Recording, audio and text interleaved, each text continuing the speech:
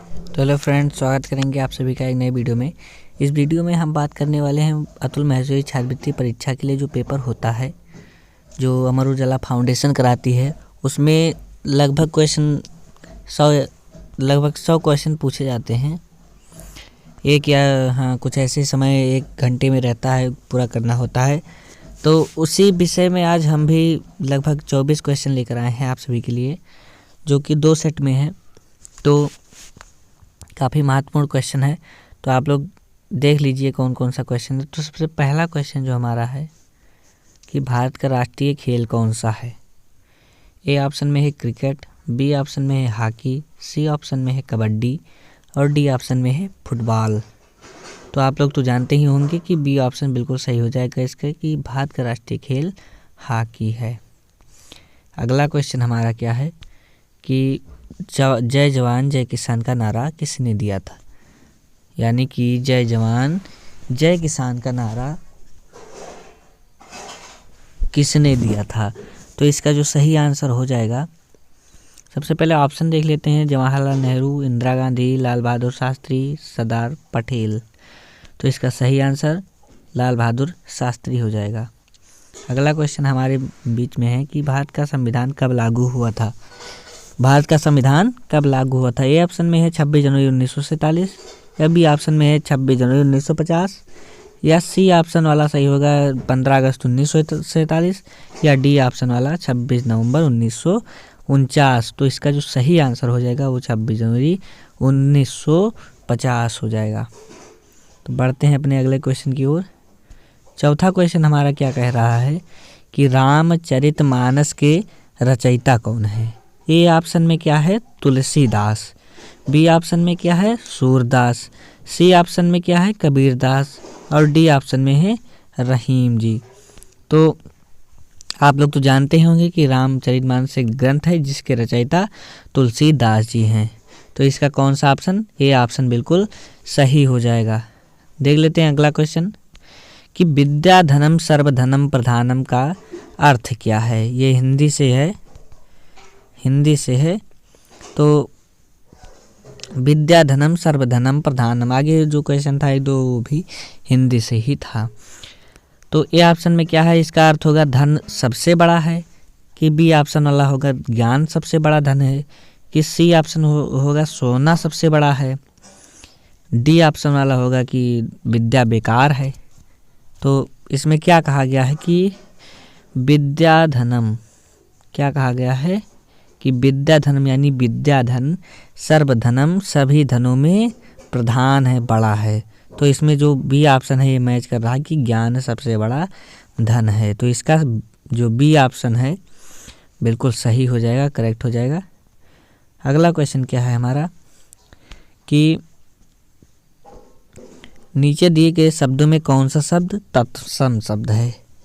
तत्सम तद्भव आप लोग पहचान लीजिए कि पानी है, जल है, कि आग है, कि घर है। देखिए सबसे पहले ये देखिए कि पानी और जल दोनों मैच कर रहा है, तो मतलब कि इन दोनों में नहीं होगा।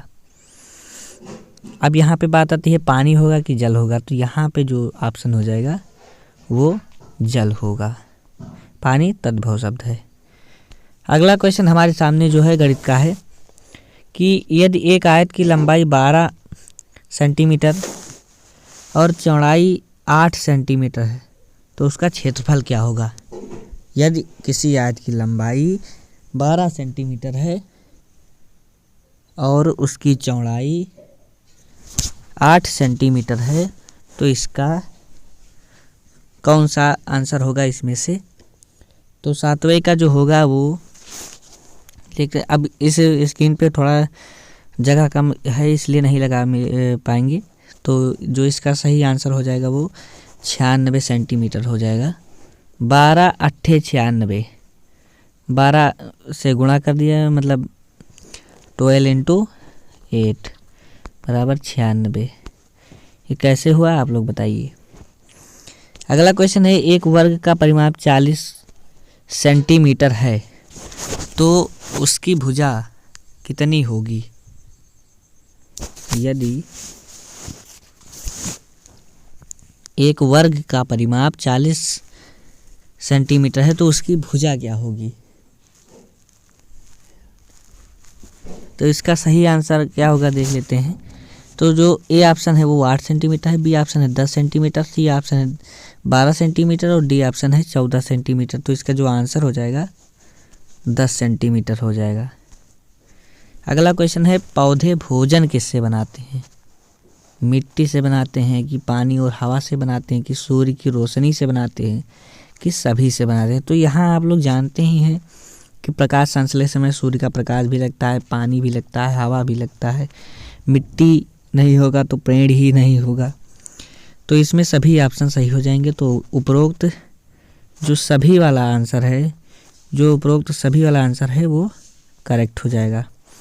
अगला क्वेश्चन हमारा है, बहुत ही सरल क्वेश्चन है कि जल का रासायनिक सूत्र क्या है। तो आप लोग जानते ही हैं कि जल का रासायनिक सूत्र H2O होता है और CO2 बिल्कुल नहीं, O2 भी नहीं होगा, NaCl भी नहीं होगा। यहाँ देख लेते हैं CO2 कार्बन डाइऑक्साइड, ऑक्सीजन का ये सूत्र है और ये सोडियम क्लोराइड का सूत्र है। अगला क्वेश्चन क्या है, कंप्यूटर का मस्तिष्क कहलाता है, कंप्यूटर का दिमाग किसे कहा जाता है। तो CPU को कहा जाता है कि कीबोर्ड को कहा जाता है कि माउस को कहा जाता है कि मॉनिटर को कहा जाता है। तो इसमें से कंप्यूटर का मस्तिष्क पूछा है कि कंप्यूटर का डेटा कहाँ होता है। जैसे हमारे लोग का डेटा दिमाग में होता है, वैसे कंप्यूटर का भी डेटा कहाँ होता है, CPU में होता है। इसका ये ऑप्शन सही हो जाएगा। इंटरनेट से जुड़ने के लिए क्या आवश्यक है, ब्राउज़र, मॉडेम, कनेक्शन या उपरोक्त सभी। सबसे पहले ये जान लेते हैं कि इंटरनेट से जुड़ने के लिए जो हमें आवश्यकता होती है, ब्राउज़र की तो बिल्कुल आवश्यकता होगी और अगर कनेक्शन नहीं होगा वहाँ पे तो साइट ही नहीं चलेगी। इंटरनेट मेन कनेक्शन ही होता है उसमें। तो आगे इसको लगाने से पहले इसको लगा दिया जाए, उपरोक्त सभी। अब ये हमारा दूसरा सेट है, 2 सेट में पेपर है। तो ये हमारा सेट नंबर 2 है। तो इस सेट नंबर 2 का जो पहला क्वेश्चन है हमारा वो क्या कह रहा है कि चिपको आंदोलन किससे संबंधित है, जल संरक्षण, वृक्ष संरक्षण कि मृदा संरक्षण कि पशु संरक्षण। तो जो चिपको आंदोलन है उसके बारे में बता दें कि यह वृक्षों के लिए संरक्षण के लिए किया गया था, जो कि पेड़ों की अधिक कटाई को रोकने के लिए जो वहाँ के जंगली लोग थे वहाँ पेड़ों से चिपक जा रहे थे कि अगर पेड़ को काटना है तो उससे पहले हमें काटिए। तो ये चिपको आंदोलन तभी से वही शुरू किए थे जंगल के लोग कि वृक्ष की कटाई रोकी जा सके और इससे उन्हें सफलता भी मिली। दूसरा क्वेश्चन क्या कह रहा है हमारा कि भारत में हरित क्रांति के जनक कौन है। हरित क्रांति मतलब हरे पौधे जो होते हैं, जो फसल हरी होती है, उसके जनक कौन हैं। तो वर्मा जी, अब ये कौन से वर्मा जी हैं नहीं पता। MS स्वामीनाथन या राजगोपालाचारी। नेहरू जी बिल्कुल नहीं है क्योंकि यहाँ हरित क्रांति के जनक बिल्कुल नहीं बनने आएंगे। राजगोपालाचारी भी नहीं है, वर्मा जी भी नहीं है, MS स्वामीनाथन जी हैं। अगला क्वेश्चन हमारा है तीसरा जो है, किसी एक संख्या का 25% 40 है तो वह संख्या क्या होगी। अब देखिए इसको थोड़ा जगह है लगाने हो जाएगा। यहाँ पे आप लिखिए x का 25% बराबर क्या होगा 40। तो यहाँ पे x × 25/100 बराबर 40। तो इसको जब हम हल करेंगे तो यहाँ पे क्या आएगा 160।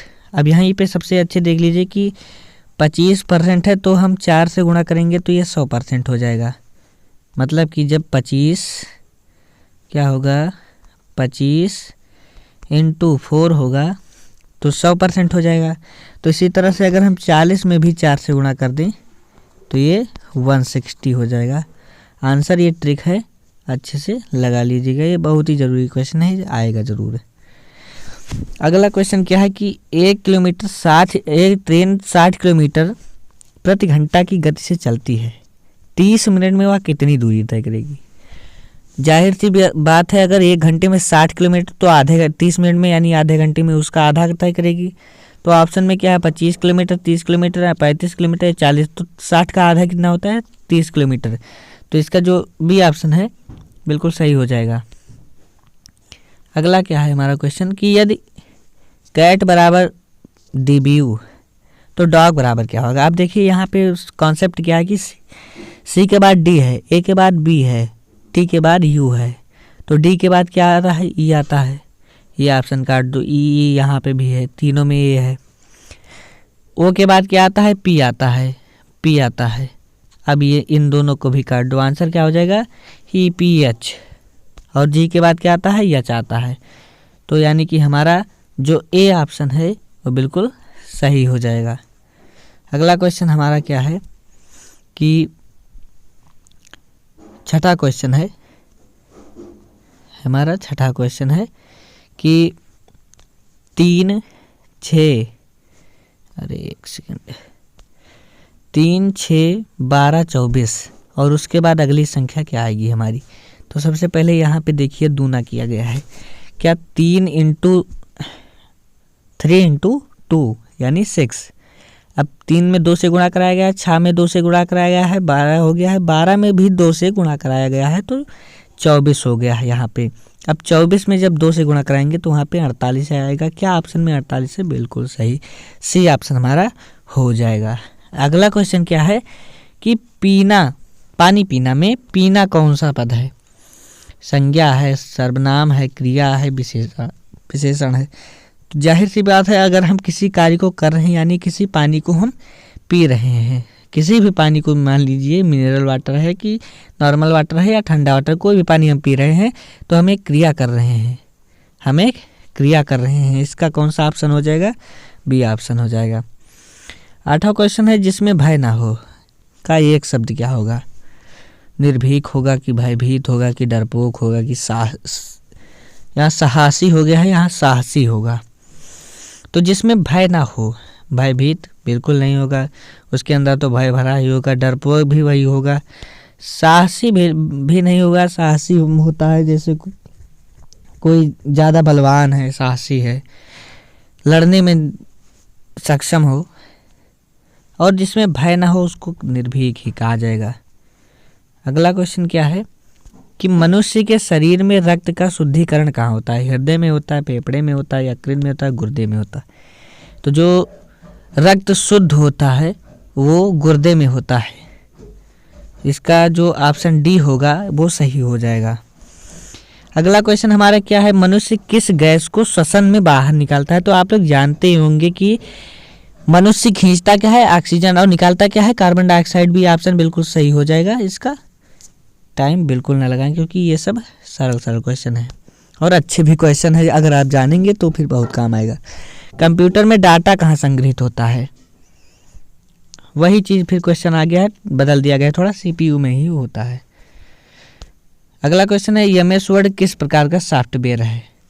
ए ऑप्शन में है ऑपरेटिंग सिस्टम, बी ऑप्शन में है एप्लीकेशन सॉफ्टवेयर, सी ऑप्शन में है यूटिलिटी सॉफ्टवेयर और डी ऑप्शन में है लैंग्वेज सॉफ्टवेयर।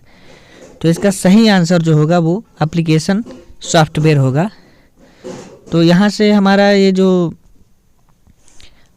पेपर था वो ख़त्म हो चुका है, यहीं पे इसकी डाइंड है। तो मिलते हैं अगले वीडियो में आप लोगों को, तब तक के लिए बहुत बहुत धन्यवाद, सादर आभार आप लोग देखने के लिए वीडियो, बहुत बहुत धन्यवाद।